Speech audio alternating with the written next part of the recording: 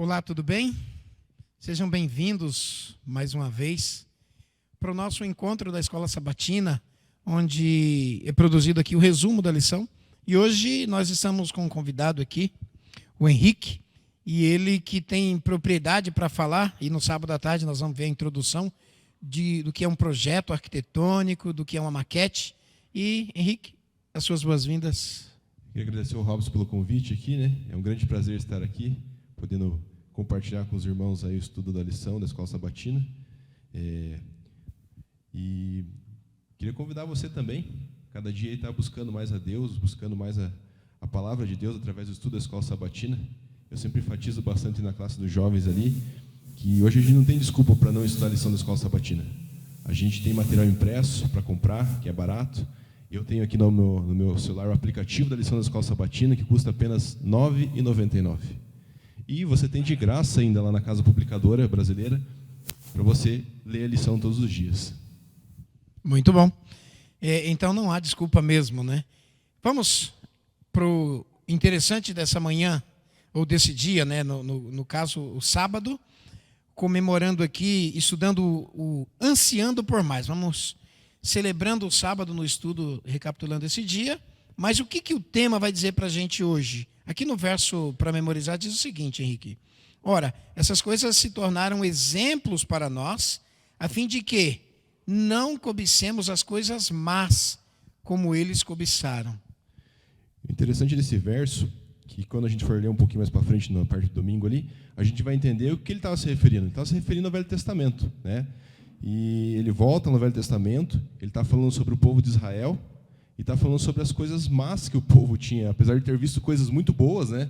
Israel passou momentos assim, que a gente vai ver um pouquinho mais para frente, esplendorosos, que como cristãos a gente olha para aquilo e a gente pensa assim, como é que eles erraram tanto, vendo tantas coisas maravilhosas, tantas coisas esplendorosas que Deus fez, né?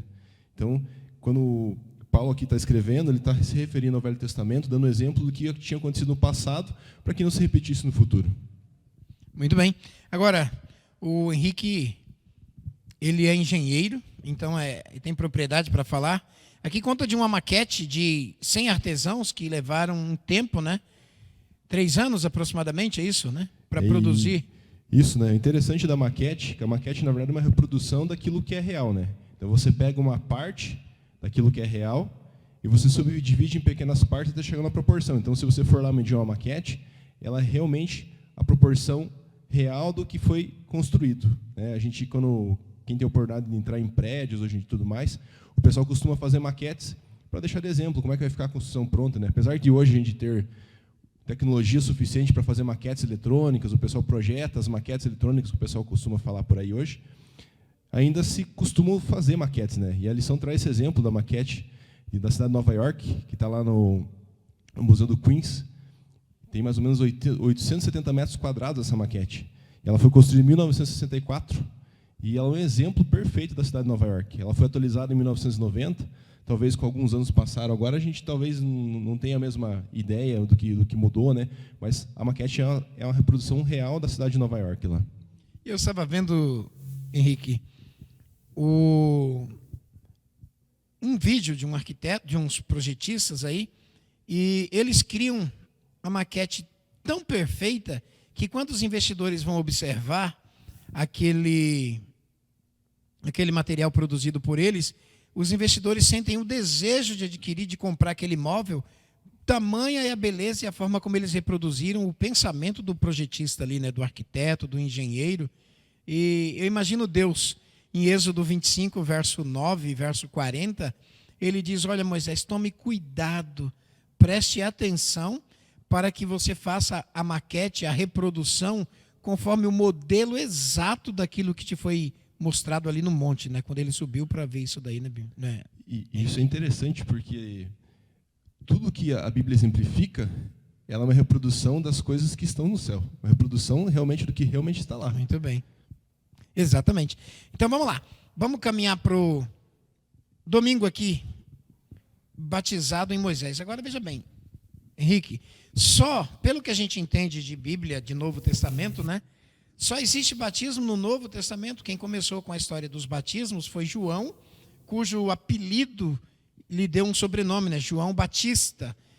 a sociedade judaica não tinha um sobrenome como a gente tem hoje, Oliveira e assim por diante.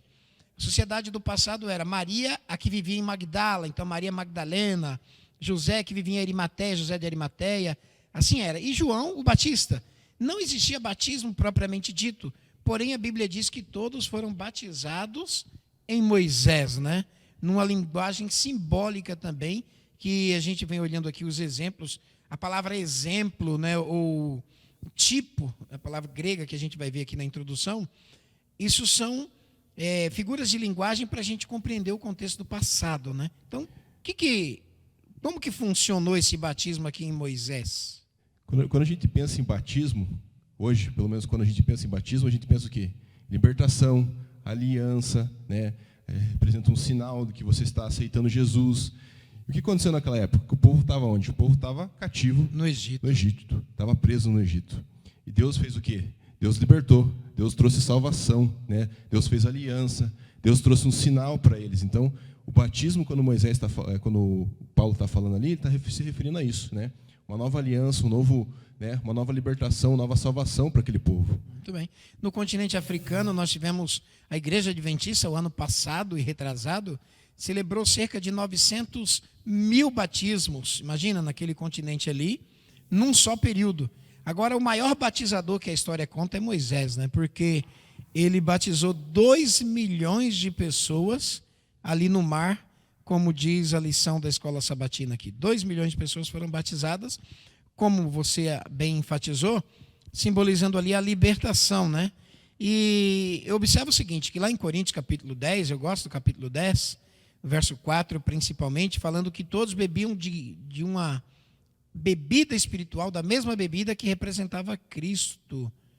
Jesus encarnado não existia no Velho Testamento. Ele encarnou ali como filho de Maria, ele cresceu, se tornou homem e cumpriu com a sua missão. Mas ele sempre existiu porque ele é eterno, somente tomou a forma humana para nos libertar dos pecados, né? E aqui mostra que é dado como exemplo os nossos pais. Então nós vamos ver figuras de linguagens, emblemas, falando que as pessoas que descreram, que foram incrédulas, elas descreram de Cristo no Velho Testamento. Ele sempre existiu como figura, como pessoa, como Deus, né? Na sua expressão de divindade. E aqui fala o exemplo de nossos pais, a expressão nossos pais, se refere a seus antepassados judeus. Então, sempre que a Bíblia aplica essa expressão, Paulo ele dá muitos exemplos do Velho Testamento. E é o que a gente vai tentar trabalhar aqui também, né, Henrique? Exatamente. É interessante que ele usou ali no alimento espiritual, que se referia ao maná, né, que o povo tinha se alimentado, tinha bebido da rocha, tinha se alimentado, né, bebido de Jesus, representado de Jesus, fala sobre a passagem do mar lá, então tinha sido batizado, e entre outros exemplos que ele traz aqui para a gente. São emblemas que são didáticos, né? Qual é a função desses emblemas aqui colocados pelo apóstolo? É que nós aprendamos. E agora adentrando nos rituais, o ritual e sacrifícios, um tema muito interessante.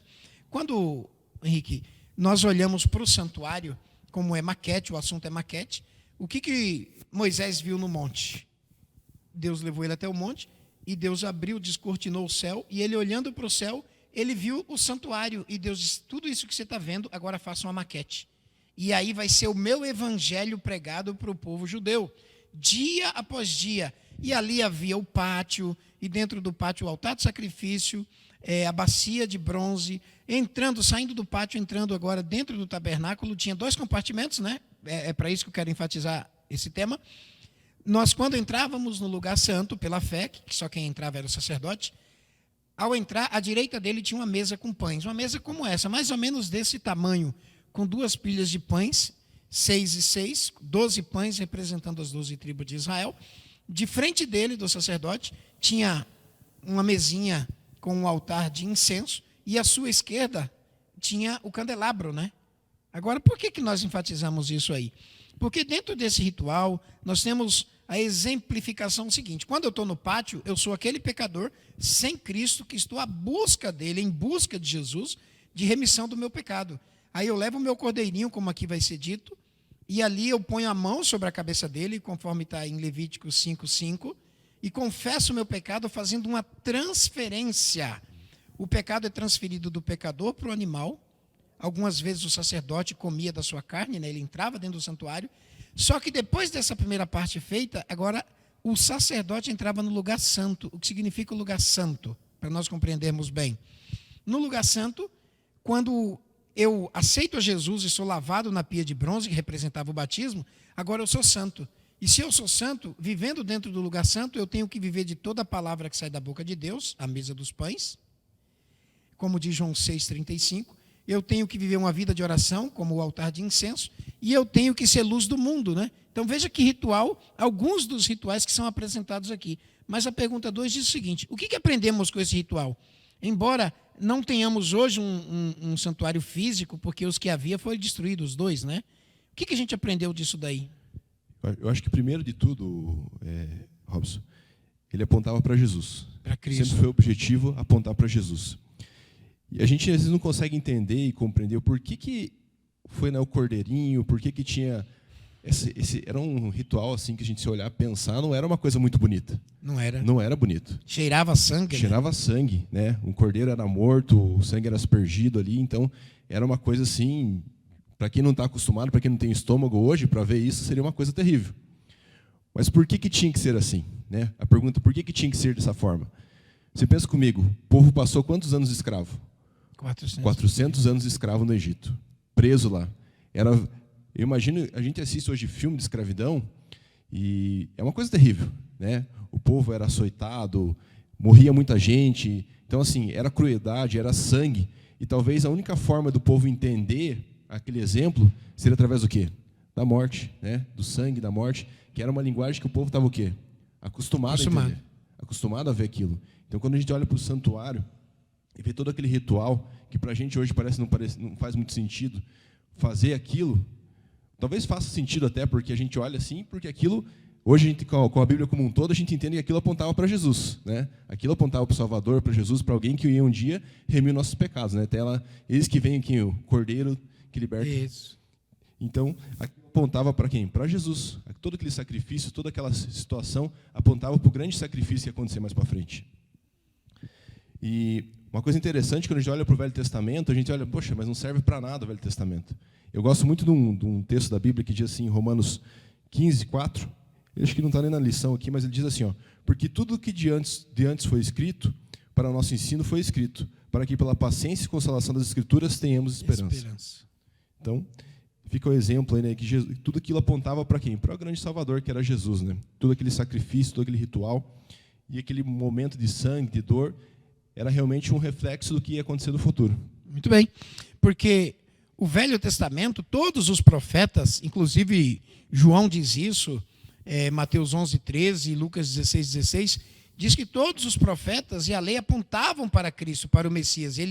Por isso que a Bíblia diz assim, a lei nos serviu de aio para conduzir a Cristo. A lei ali falada não é os 10 mandamentos, é a Torá. A Torá, o Pentateuco, nos serviu de aio, de condutor a Cristo. Então, quando Jesus abriu as Escrituras para os discípulos, para aquele no caminho de Emaús, ele disse assim, olha, e abrindo-lhes o entendimento, compreenderam as Escrituras. E ele disse assim, olha, nécios e tardos de coração, não convinha que se desse isso, isso e isso, e começando por Moisés, que é o Pentateuco, e discorrendo por todos os profetas, e também nos Salmos, expunha-lhes o que a seu respeito constava em todas as Escrituras, Lucas 24, verso 44 e 45 ali, e verso 27. Então, assim, toda a Bíblia apontava para Cristo, como você disse, o Henrique falou, era cristocêntrico. Quando eu entrava no santuário, que eu vi uma mesa de pães, o que quer dizer essa mesa de pães? Você vai a João capítulo 6, verso 35 e verso 48, Jesus diz assim, eu sou o pão vivo que desceu do céu, eu sou o pão da vida. Então, aquela mesa de pães representava Cristo. Aquele altar de incenso, nós somos o bom perfume de Cristo, e a oblação é o oferecimento de Cristo que sobe como cheiro suave diante de Deus. Quando olhamos para o castiçal, Cristo é a luz do mundo, ele diz assim como ele é luz, nós também devemos ser luz. Então, tudo para ele, por ele e para a glória dele, né, Henrique? É isso aí, Robson. Aqui tem um comentário, ainda na segunda-feira, no finalzinho, eu grifei aqui, o sangue era essencial para a expiação, o meio para justificar os pecadores. Hebreus 9:22 diz assim, sem derramamento de sangue não há remissão de pecados, Por isso, da importância. Era algo, como você comentou, que causava constrangimento, sofrimento, mas era para mostrar que Cristo ia passar por constrangimento, por aflição, por sofrimento, e que o pecado gera a morte, né? Então, e a Bíblia diz, Romanos 6:23, que o salário do pecado é a morte, é o pagamento. E Jesus veio e pagou esse preço por nós. Terça-feira, exemplo de descanso. Eu acho muito interessante que esse verso de Hebreus 4 é muito polêmico, né? Porque o pessoal usa muito para... Os dois grupos Os dividem. dois grupos, né? Tanto a gente como crê no sábado, né? Como um dia de descanso mesmo, quanto para quem não crê também. Mas assim, eu acho que o tema principal desse verso, a ideia desse verso principal, ela tem uma estreita relação entre fé e o descanso, né? Entre crer em Cristo e o descanso. E esse descanso, a gente não está falando de descanso físico, a gente está falando de um alívio espiritual, um descanso espiritual, né? Aquilo que Cristo oferece que ninguém pode oferecer, né? No meio da dor, do sofrimento, né? Saber que a gente tem um porto seguro, alguém que pode remover esses problemas, resolver esses problemas. Então, ele está falando desse descanso, ele está falando de salvação. Exatamente. Está falando de salvação, esse descanso que traz em Hebreus 4, do verso 1 ao 11. E o pano de fundo é, Paulo dá o exemplo ali do descanso sabático, que ainda resta para alguns, por causa daqueles que não entraram no seu descanso, mas ele fala da obediência e da perseverança, né? Obediência é aquilo que no princípio foi estabelecido e perseverar. Tanto é que essa é uma das características do remanescente agora do Apocalipse. Capítulo 12, verso 17, capítulo 14, versículo 12, que diz aqui que o dragão, o diabo, Satanás, ele irou-se contra a igreja de Deus e foi perseguir o restante da sua descendência, os que guardam os mandamentos de Deus e têm a fé de Jesus, aqueles que têm a perseverança dos santos, a paciência dos santos ali, né, Henrique? Isso mesmo. E o interessante aqui também, que a lição traz, é que ela não esconde os exemplos de desobediência, né? Quando ele se refere ao passado, tanto lá em Coríntios quanto aqui na frente, ele se refere também às coisas ruins que aconteceram e que a gente não deveria seguir. Eu acho fantástico isso na Bíblia, que a Bíblia ela não põe assim, vou mostrar só a parte bonitinha das coisas. Não, foi errado, aquilo não foi bom e aquilo não deve ser seguido. Está lá para a gente entender que aquilo foi ruim. Exato. E a trajetória de descanso descrita é a saída do povo do Egito até a entrada em Canaã, uma terra que manava leite e mel, uma terra onde todas as aspirações de um povo que clama por liberdade iria estar à plena disposição, né? Mas nesse meio tempo, Henrique, entre sair do Egito e entrar na Canaã, houve um grupo massivo que não creu nessas promessas e caíram em desobediência, por isso dessa observação do apóstolo, né? Exatamente, até aqui está no verso 11, diz assim, procuremos, pois, entrar naquele repouso para que ninguém caia no exemplo de desobediência. Ele está se referindo a isso, né? Exato. Esse povo que se rebelou, apesar de ter visto, que a gente comentou, tudo que Deus ofereceu, né? A nuvem que estava ali acompanhando durante o dia para proteger do sol, aquela chama de fogo que estava ali protegendo a noite, passar no Mar Vermelho, todos esses grandes exemplos que a gente vê, o povo se rebelou contra Deus, né? O povo foi... Apesar de tudo aquilo, o povo se rebelou contra Deus. Então, assim, Paulo está falando, não sejam igual a eles, não sejam rebeldes igual a eles. Muitos pereceram pelas picaduras de serpente, né? Capítulo 10, verso 9 ali, né? Quase 23 mil, né? 23 mil. Gente, é muita gente. 23 mil pessoas porque não creram, por causa da desobediência, ao ponto de muitos estarem ali morrendo pelas picadas das serpentes, e veio outro tipo de Cristo ali, que Deus disse a Moisés, faz uma serpente de bronze e põe numa haste, de maneira que esses que estão morrendo aí da picada da serpente, quando olharem para aquela serpente de bronze, eles vão ser curados imediatamente, Deus operando milagres ali. Tinham pessoas que estavam tão ruins, já perecendo, já morrendo, que não tinha força de olhar para a haste, e os seus parentes pegavam o rosto deles e viravam para a haste, e quando eles visualizavam, eles eram curados. E eu acho interessante tudo isso. A gente muitas vezes julga o povo de Israel, né? Poxa, que povo rebelde, que povo é isso, que povo é aquilo. Mas eu coloco que hoje a gente tem muito disso dentro da igreja. A gente, como cristão, tem muito disso. Então a gente fala de rebeldia, mas a gente também é rebelde hoje. A gente fala dos maus exemplos que eles tinham lá no passado, mas a gente tem muitos maus exemplos hoje dentro de Deus, dentro da igreja. Então, a gente tem que cuidar muito quando a gente quer julgar o povo lá no passado, para que a gente esquece de olhar no mesmo erro, olhar o hoje, né? Olhar a situação que a gente está vivendo hoje. Então, a gente tem que cuidar muito com isso. Exato. E vale lembrar, eu grifei aqui, que com relação à fé, a fé é fortalecida pela confiança e obediência, né? Então, quando você confia em Deus e obedece, você fortalece sua fé. Quarta-feira, não endureçam o coração. Por que dessa advertência, né? A gente, voltando, pegando um pouco do que a gente já comentou, né? A gente olha para o passado, né? Olha para aquela situação toda que o povo tinha passado, né? A situação nova que eles estavam vivendo, num momento agora talvez de alegria, de felicidade, alimento, né? Ter sua própria casa, sua própria tenda, no caso. Deus ali acompanhando eles ali. Esse povo tinha o coração o quê? Apesar de tudo isso, coração endurecido, coração duro, né? A gente comentou esse exemplo dos 23 mil que morreram. Então, você imagina, por que as pessoas tinham um coração tão duro naquela época? Por que disso, né? Eu coloco isso para a gente hoje. Por que a gente tem o coração às vezes tão duro, né? Por que a gente lê a Bíblia, tem tanto material hoje disponível para estudar, tem tanta oportunidade de ser cristão, tem tanta oportunidade de ajudar o próximo, e por que a gente não faz, né? Por que a gente tem o coração tão duro, né?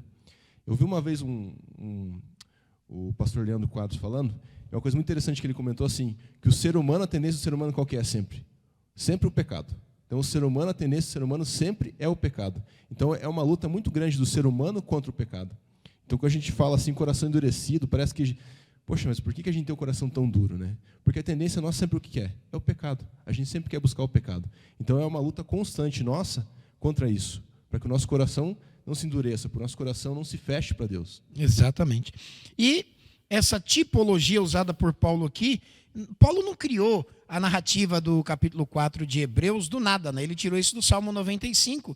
O que é o Salmo? Eu estudei todo o Salmo 95 ali, 11 versos, de forma minuciosa para poder compreender o pensamento do apóstolo Paulo.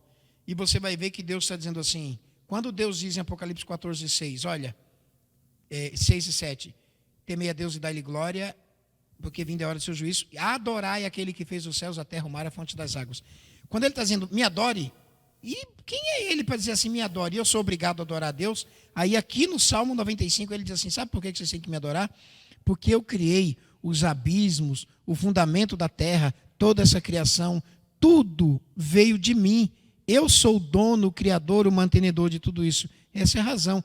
Agora, está vendo aqueles lá, o povo de Israel, sabe por que eles não entraram no meu descanso? Porque eles foram rebeldes. Eu não quero que vocês endureçam o coração e sejam rebeldes como eles. Então eu estou dando esse conselho, né? Deus está dizendo isso e Paulo usa essa palavra do salmista para escrever o capítulo 4 ali de Hebreus. Eu acho muito interessante isso. Interessante também que muitos daqueles que endureceram o coração propriamente dito não entraram na terra prometida, né? Então o Salmos também relaciona isso um pouco do descanso com essa entrada dos infiéis na terra prometida que não aconteceu, né? Exatamente. E trazendo para os nossos dias, nós temos um céu a ganhar e um inferno a evitar. Nós temos uma Canaã celestial, mas enquanto o grande repouso não vem, enquanto aquele descanso às margens do rio da vida não acontece, nós temos pequenos períodos de descanso, nós temos 8 horas para dormir durante a noite, e durante a semana Deus tem um dia de descanso para nós refazermos as energias e nos reencontrarmos com Ele até aquele dia, o grande dia, né, em que Cristo será o nosso professor, orientador, e Ele vai desdobrar para nós, para todos nós, a beleza da eternidade.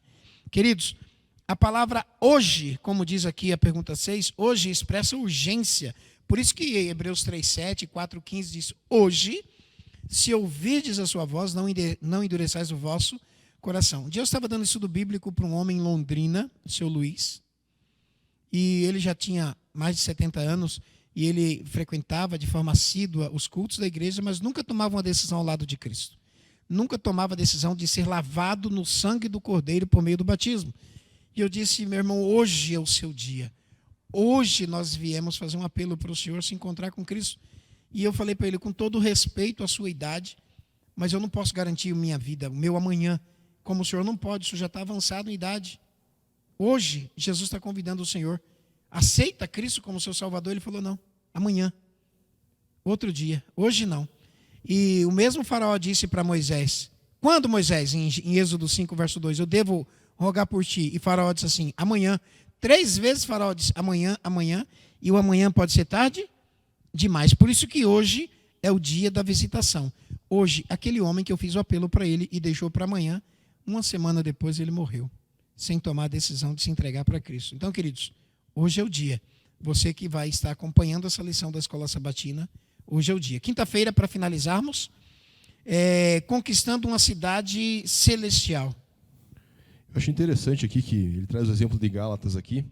E quando a gente pensa no passado, né, na época que Paulo viveu, né, existia um grande preconceito do povo de Israel contra quem? Contra o grego, contra o escravo, né, contra as pessoas que estavam ali em volta.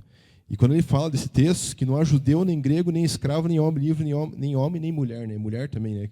Então Paulo ele estava à frente do tempo dele, com uma visão diferente do tempo dele, dizendo que o descanso era para quem? Era para todos. Para todos. A salvação era para todos, não era só para o judeu. Paulo já tinha essa visão diferente, então ele estava pregando que a salvação era para todos aqueles povos que estavam ali em volta, para a mulher também, que naquela época tinha a mulher era muito massacrada naquela época. Ela não tinha voz na sociedade ativa, não tinha poder político, não tinha nada, né?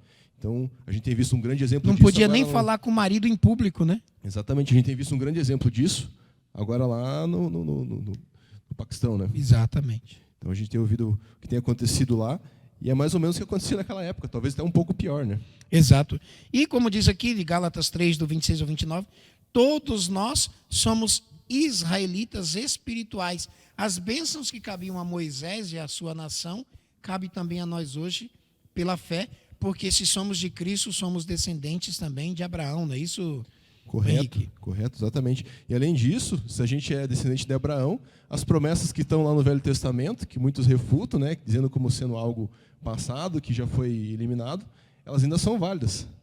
Né? Se a gente é parente de Abraão, se a gente é descendente espiritual de Abraão, aquilo lá tudo ainda é válido para a gente. Exato. Sabe por quê? Em João capítulo 8, queridos, você aí de casa, quando você lê o capítulo 8, você vai do verso 45 em diante ali, o 56, eles disseram para Jesus, nós somos filhos de Abraão. E Jesus disse assim, olha, até de pedra, como também João Batista disse, Deus pode suscitar filhos para Abraão. Agora, Abraão, vosso pai, aqueles que vocês dizem que é pai de vocês, ele viu o meu dia e alegrou-se, regozijou-se, ele riu. E os discípulos e os fariseus judeus disseram para ele, tu não tem nem 50 anos, está dizendo que viu Abraão? No verso 56. E Jesus disse a frase mais poderosa daquele capítulo, ele disse assim, antes que Abraão existisse, ego eimi, eu sou. Aí eles ficaram enfurecidos no verso 58, e no 59 eles pegaram pedra para apedrejar Cristo, né? E Jesus falou, por que vocês estão me apedrejando? No capítulo 10, 33. Pela blasfêmia, porque você sendo homem se faz Deus a si mesmo. Jesus apareceu a Abraão no capítulo 18 de Gênesis. Quando Abraão viu, ele alegrou-se, ele riu, e tanto é que ele ficou tão feliz que colocou o nome do filho dele de Isaque, que significa riso. Então, todas as coisas calham com Cristo. Jesus está dizendo assim, olha, eu sou aquilo que supre todas as vossas necessidades. Agora, vocês não querem abrir o olho para ver. Vocês sem mim, João 15, verso 5, né, não podem fazer absolutamente nada. O Israel espiritual só é Israel espiritual se estiver grudado, enxertado na videira, que é Cristo Jesus, né, de João 15, de 1 a 5 ali, Henrique. E o interessante aqui é que também o sábado para o judeu hoje ainda, o sábado que ele é? Ele é um pequeno precursor daquilo que vai acontecer no mundo vindouro. É uma miniatura da eternidade, né? É uma miniatura da eternidade. Então, assim, para o sábado, para o judeu é isso. Que seja isso para a gente também, Amém. como cristãos. Né?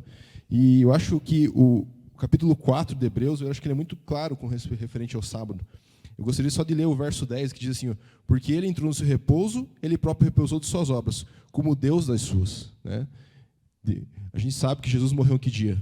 Numa sexta-feira, foi sepultado numa sexta-feira, descansou o sábado e ressuscitou no domingo. Né? Assim como Deus o fez. Né? Trabalhou Amém. 6 dias, descansou o sábado. E domingo, Amém, muito bonita a sua colocação, muito boa. Sabe por quê, queridos? Porque Jesus, ele deu exemplo, né? Se você vê, como disse o Henrique, ele descansou no sábado ali. E sabe mais? Quer mais um pouquinho? Na Bíblia, em Mateus 27, 51 em diante, ali dos 50 em diante, diz que quando Jesus ressuscitou, muitos corpos de santos ressuscitaram. Quando Jesus morreu, bradou ali, né? Está consumado. Muitos corpos de santos ressuscitaram. Mas eles permaneceram guardando o sábado.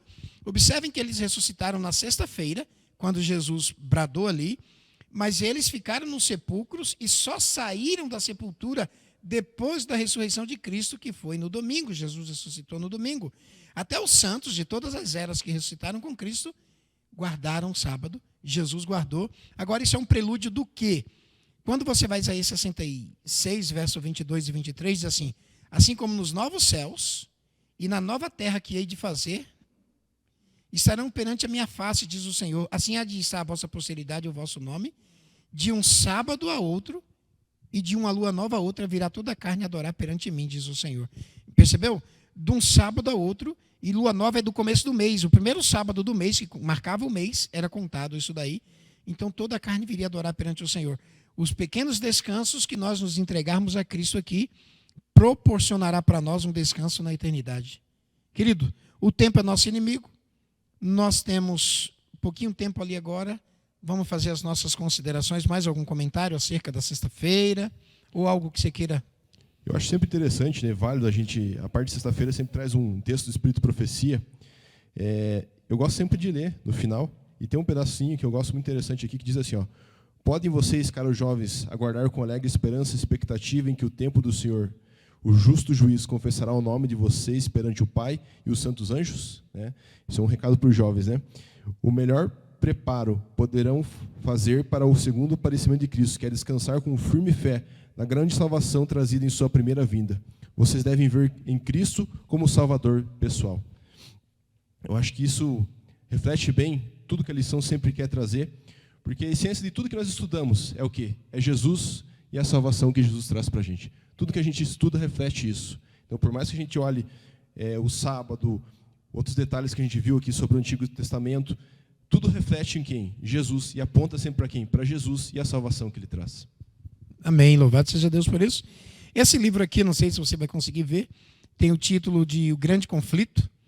Ele tem mais de 600 páginas, tem